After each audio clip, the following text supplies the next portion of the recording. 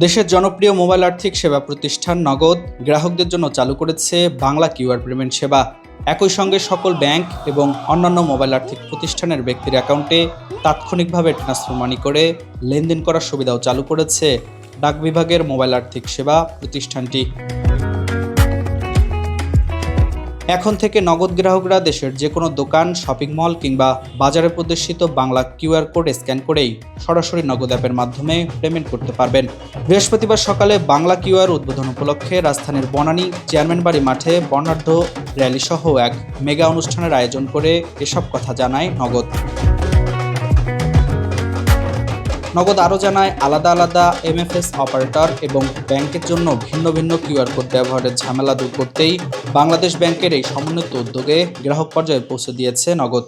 আমরা যখন পেমেন্ট করতে যাই যে আমার কাছে এক ধরনের আমার কাছে নগদের ওয়ালেট আছে, কিন্তু যিনি পেমেন্ট নেবেন ওনার কাছে অন্য একটা ওয়ালেট কিউআর আছে, আমরা পেমেন্ট করতে পারি না। সেই সমস্যাটা সমাধান করার জন্যই কিন্তু বাংলা কিউআর, এবং 1 জুলাই থেকে সারা বাংলাদেশে বাংলা কিউআর ছাড়া আর কোনো কিউআর থাকবে না। এবং আমাদের যার যে কোনো ওয়ালেট থাকুক না কেন, আমরা যে কোনো মার্চেন্টে পেমেন্ট করতে সক্ষম হব।